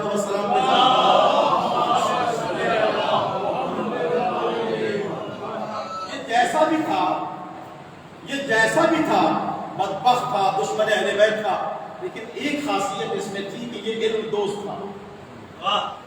اسی کے زمانہ میں بنی عباس کی حکومت میں سے زمانے میں سے اس کی حکومت میں سب سے زیادہ علمی ترقی ہوئی. اس کا خاصہ یہ تھا کہ ہر آئے دن اپنے دربار میں علمی محفلیں سجاتا تھا. ایک دن ایک دہریہ آ گیا اور دہریے نے آ کے دعویٰ کیا, مامون میں نے تمہاری قرآن کتاب کا مطالعہ کیا اور اس میں سے میں نے دو جملے دیکھے, دونوں جملے ایک دوسرے کے متضاد ہیں. ان سے دو جملے کہا کہ میں نے دیکھا تیرے خدا کی ایک صفت ہے ان اللہ علی کل شیء قدیر, کہ خدا ہر شے پر قادر ہے. کیا درست ہے؟ درست ہے, قرآن مجید کی آیت ہے. اس نے کہا کہ میں بتاؤ کیا تمہارا خدا ہر شے پہ قادر ہے؟ کیوں نہیں, جب وہ کہہ رہا ہے کہ میں قادر ہوں تو ہم کون ہیں انکار کرنے والے, وہ قادر ہے. اس نے کہا کہ دوسرا جملہ ہے کہ وہ وحدہ لا شریک ہے, اس کا کوئی شریک نہیں. تو بتاؤ کیا وہ اپنے جیسا قادر قدیر علیم خدا پیدا کر سکتا ہے؟ جیسا خدا وہ ہے قادر, ویسا ایک جیسا اور بنا دے. جیسا خدا وہ قادر ہے ویسا اپنے جیسا ایک خدا اور بنائے. کیا بنا سکتا ہے؟ اب مامون کا سر جھک گیا, دیکھ رہا تھا کہ اگر کہتا ہوں بنا سکتا ہے تو پھر یہ کہے گا کہ وہ وحدہ لا شریک کیسا رہا, اور اس جیسا ایک اور بن گیا نا, جیسا وہ تھا ویسا ایک اور بن گیا تو وحدہ لا شریک نہیں رہے گا. اور اگر کہتا ہوں کہ نہیں بنا سکتا تو پھر علی کل شیء قدیر نہیں رہے گا. لہذا مامون نے بلاؤ جی عالم دین کو بلاؤ, چھوٹا بڑا یہ کرتے کرتے مفتی اعظم تک نوبت پہنچی. ہر عالم یا پہلے سوال پہ آؤٹ یا دوسرے سوال پہ آؤٹ ہو جاتا ہے. کیوں؟ جملے ہی ایسے ہیں کہ علی کل شیء قدیر ہے, جی ہے, کیا اپنے جیسا خدا بنا سکتا ہے؟ یہ نہیں بنا سکتا. اگر نہیں بنا سکتا تو پھر اللہ کل شیء قدیر کیسے؟ کیا بات ہے. اور اگر بنا سکتا ہے تو پھر وحدہ لا شریک کیسا؟ مفتی اعظم بھی ہار گیا، اسلام بدنام ہونے لگا، مامون کی پیشانی پہ پسینہ آیا، گھبرا گیا کہ اسلام کا تحفظ کون کرے. بیٹھا تھا کوئی اس کے دربار میں، وقت کا سلیمان کندھا ہلا کے کہا مامون اگر واقعی اسلام سے مخلص ہے تو گھبرانے کی ضرورت نہیں ہے، اس لیے کہ تیرے شہر میں وقت کا محمد علی رضا موجود ہے. جاؤ جا کے علی رضا سے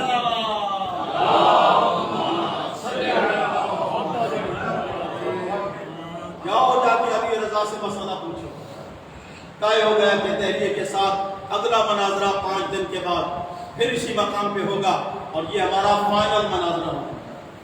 اس کے بعد یا دین اسلام جیت گیا تو مسلم، ہار گیا تو اسلام سے انکار.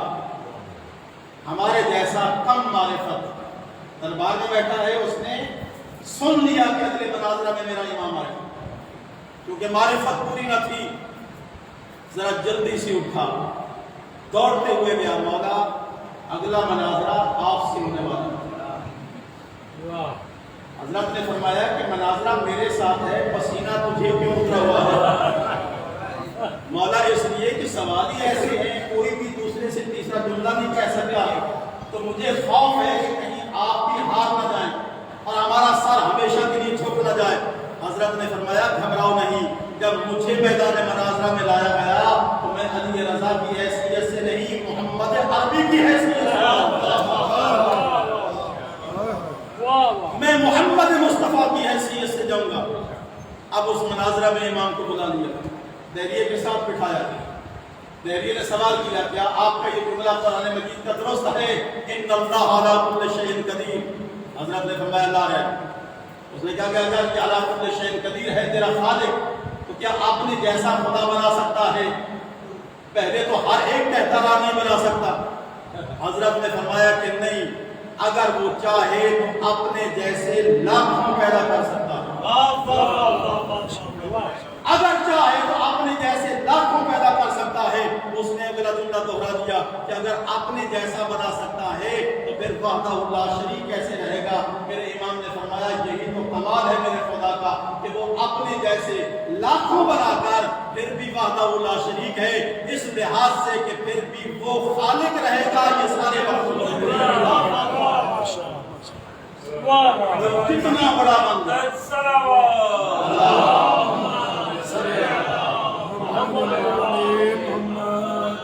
پھر بھی وہ وحدہ لا شریک ہے کیونکہ وہ خالق ہے اور یہ سارے مخلوق ہے، تو پھر وحدہ لا شریک ہے نا خالقیت. اب جس کو اللہ نے دیا وہی اس کے مقابلے میں.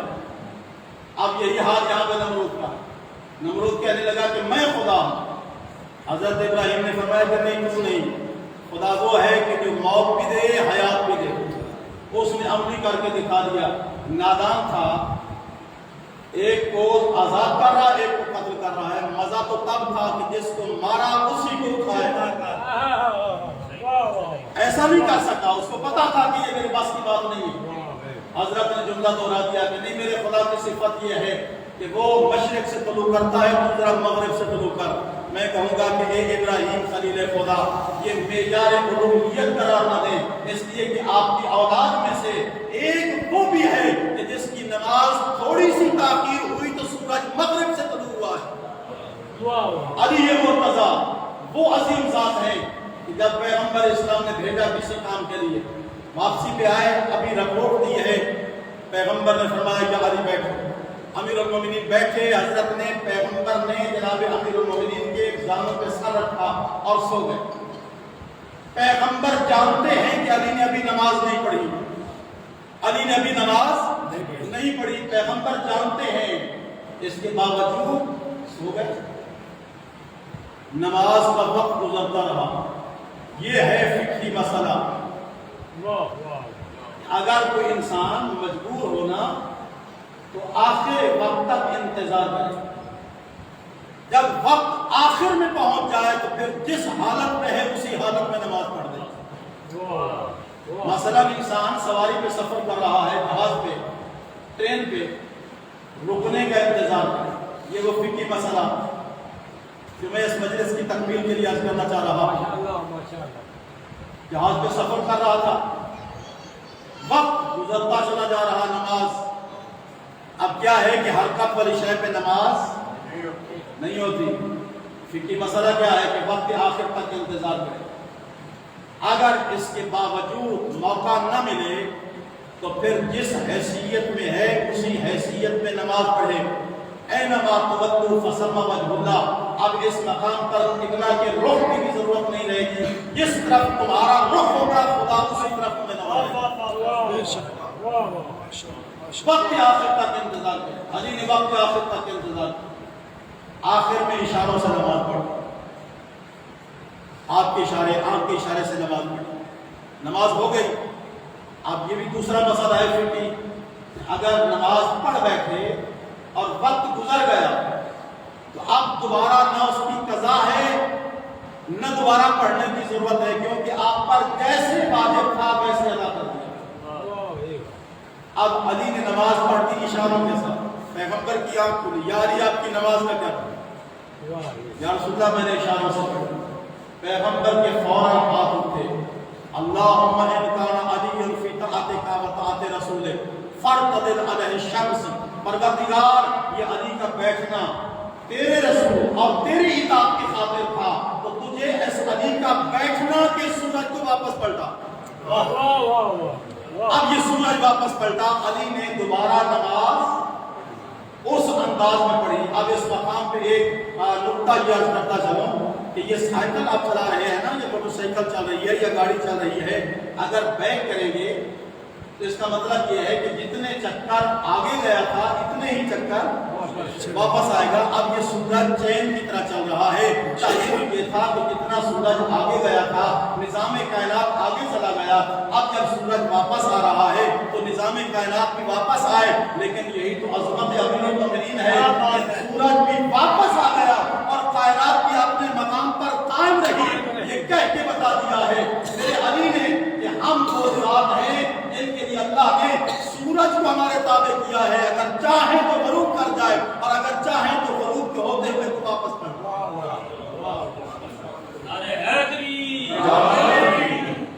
یہ ہے سخر لکم ما فی السماوات و ما فی الارض. اللہ نے سورج کو بھی تمہارے تابع فرما بنا دیا ہے.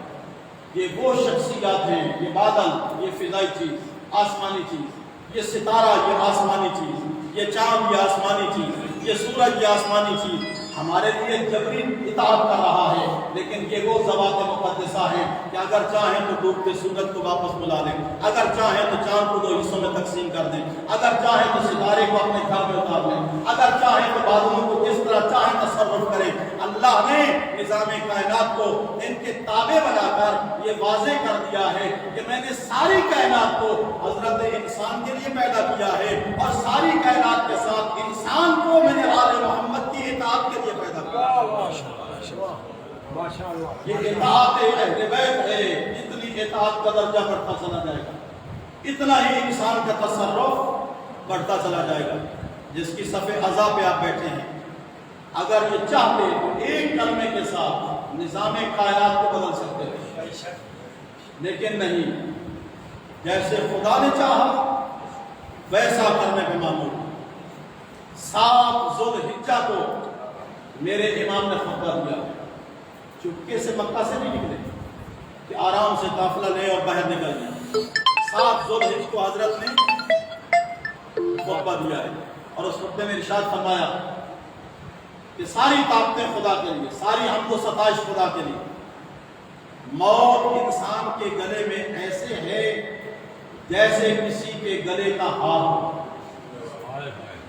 اس سے چھٹکارا نہیں ہے. میں کسی شر کے لیے، کسی جاہ و جلال کے حصول کے لیے نہیں، اس لیے کہ اس کے پاس سرداری جنت ہو اس کو زمین کی سرداری کی ضرورت کیا نہیں جا رہا. میں تو اپنے جگ کی امت کی اصلاح کے لیے جا رہا ہوں. میں تمہیں متنبع کرنا چاہتا ہوں کہ میں جس راستے پہ جا رہا ہوں اگر کسی کو شفاعت پیغمبر چاہیے تو میرے ساتھ چلو۔ یہ حسین نے خطبہ دے دیا، 7 ذوالحجہ کا دن گزر گیا، رات آئی، محمد حنفیہ حاضر ہوئی۔ جب نہ رسول اللہ آپ عراق جانا چاہتے ہیں؟ فرمایا ہاں میں عراق جانا چاہتا ہوں۔ بڑی لمبی میٹنگ ہوئی۔ محمد حنفیہ نے مشورہ دیا کہ آپ کربلا کی کوفہ کی جانب جانے کی بجائے یمن چلے جائیں، کسی اور مقام پہ چلے جائیں۔ آخر کار حضرت نے فرمایا محمد بھائی آپ کے مشورے کا شکریہ، لیکن میں رات کو اس مسئلے کو سوچوں گا، کل جواب دوں۔ محمد حنفیہ کہتے ہیں کہ میں صبح کی نماز کے لیے وضو کر رہا تھا کہ اچانک نکارہ بجا پوچھ کا۔ میں نے اپنے غلام سے پوچھا کہ یہ کون مسافر ہے جانے کا ارادہ رکھتا ہے؟ بتایا گیا کہ فرزند زہرا مکہ چھوڑ رہا۔ محمد حنفیہ جوتا نہیں پہنا، ننگے پاؤں دوڑتا ہوا فرزند زہرا کے سامنے حاضر ہوا۔ کیا دیکھا؟ سارے محمل ساز و سامان سوار ہے، بیویاں محملوں پہ سوار ہو چکی ہیں، فرزند رسول اپنے ذوالجناح پہ سوار ہیں۔ محمد حنفیہ نے حضرت کے ذوالجناح کی بات تھامی اور تھام کے عرض کی، یبنا رسول اللہ آپ نے رات کو وعدہ کیا تھا کہ میں رات کو سوچ کے کل جواب دوں گا، اچانک ارادہ بدل کیوں گیا ہے؟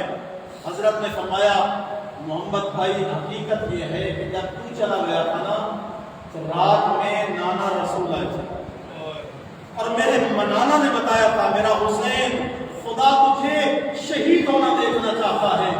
میں نے عرض کی کہ نانا جان اگر میری شہادت مطلوب ہے تو کیا میں یہ مستورات کو، یہ برات پیغمبر کو واپس مدینہ بھیج دوں؟ تو میرے نانا نے بتایا نہیں، میرا حسین جہاں خدا تمہیں شہید دیکھنا چاہتا ہے وہاں پہ زینب کبریٰ کو اسیری میں دیکھنا چاہتا ہے۔ اس وقت محمد حنفیہ نے یہ مہار چھوڑی اور محمد حنفیہ روتا رہا۔ یہ قافلہ اپنی منزلوں پہ رواں دواں ہو گیا۔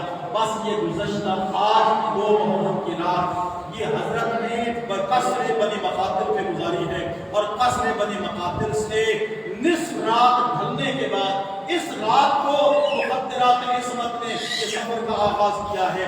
چلتے چلتے گھوڑے پر حسین کی آنکھ لگی ہے تو اچانک جب آنکھ کھلی نا تو میرے امام کی زبان پر ایک کلمہ تھا، اِنَّ لِلَّهِ وَإِنَّا إِلَيْهِ رَاجِعُونَ، رضن بِقَضَائِهِ وَتَسْلِيمًا لِأَمْرِهِ۔ یہ کلمہ سنا، بڑی الجوان بیٹا آگے بڑھا۔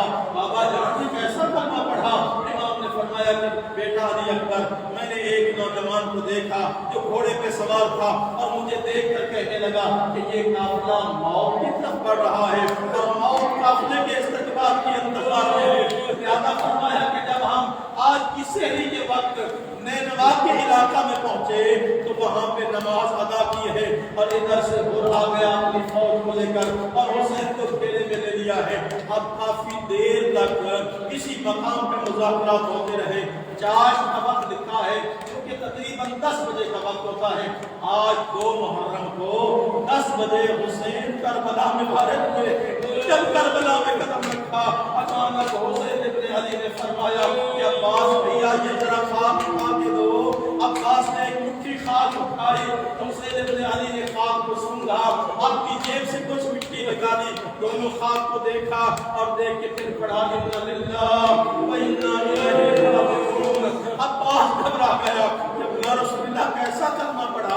فرمایا بھیا عباس یہی تو وہ جگہ ہے جہاں پہ میری بہنوں کی مجھ بیٹھیں گے، یہی تو وہ مقام ہے جہاں پہ میری بہنوں کے خیمے لگیں گے، وہ مقام ہے جہاں پہ میرا علی اکبر اترے گا، وہ مقام ہے جس پر تیری مقتل بنے گی، وہ مقام وہ ہے جہاں پہ تو گھوڑے سے گرے گا، وہ مقام وہ ہے کہ جہاں پہ میری خبر نمودار ہوگی۔ بس میرے امام نے اسی مقام پہ خیمہ نصب کیا ہے۔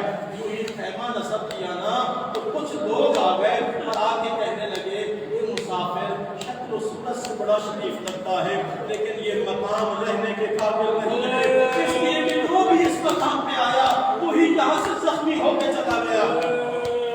حتیٰ کہ انبیاء آئے اور انبیاء روتے ہوئے نکل گئے، فلاں نبی آیا اس کا پاؤں زخمی ہو گیا، فلاں نبی آیا اس کی پیشانی زخمی ہو گئی۔ یہ کرب و بلا کی زمین ہے، یہ رہنے کے قابل نہیں ہے۔ تیرے ساتھ مستورات ہیں، جتنا جلدی ہو سکتا لگتا ہے یہاں سے نکل جاؤ. میرے امام نے فرمایا کہ میں اب جب آیا ہوں نا تو میں جانے والا نہیں ہوں. ایک بڑھا تھا اور اس نے کہا کہ جانے کا نام نہیں لیتا, کہیں تو حسین ابن علی تو نہیں ہے. ہاں میں حسین ابن علی ہوں. اگر تو حسین ہے تو کیا تیرے قافلے میں زینب کبریٰ بھی ہے یا نہیں؟ فرمایا ہاں میری بہن زینب بھی ہے. مجھے کیسے پتا چلا؟ کہا کہ میرے مولا جب صفین سے واپس پڑھتے تھے نا تو اسی مقام پہ خطبہ دیا تھا اور بتایا تھا کہ اس مقام پہ میرا حسین گرے گا, اس زمین پر میری شہزادی اس کو آباد کرے گی, یہاں پہ میرے چھ باہر زمین ملے گا. مجھے یقین ہو گیا کہ اب یہ کربلا کی زمین نہیں رہے گی, اب یہ قیامت تک کے لیے آباد ہو جائے گی. ادھر سے خیمے سے رونے کی آواز آئی. حسین نے پوچھا یہ رونے کا سبب کیا ہے؟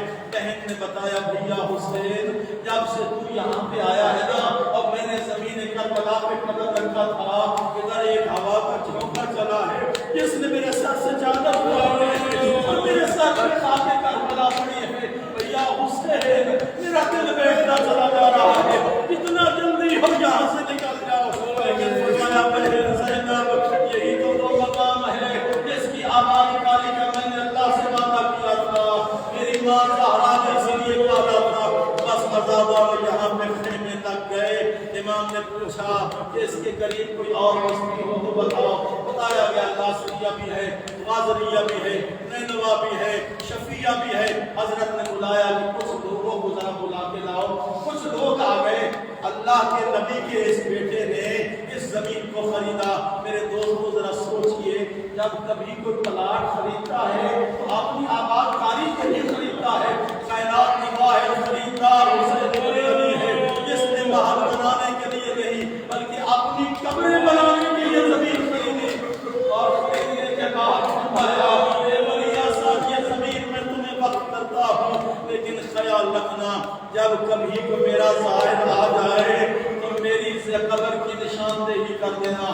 دوسرا یہ ہے کہ اگر کوئی پیاسا ہو اس کو پانی پلا دینا, اور جب کبھی میرا کوئی زائر آئے 3 دن تک اس کو کھانا بھی کھلانا, اس کو پانی بھی پلانا.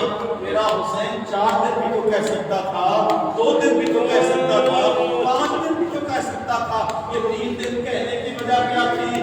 شاید وجہ یہ تھی کہ 3 دن میرا پیاسا اصغر رہا ہے نا, میرا اصغر 3 دن پیاسا رہا, میرا اکبر 3 دن پیاسا رہا.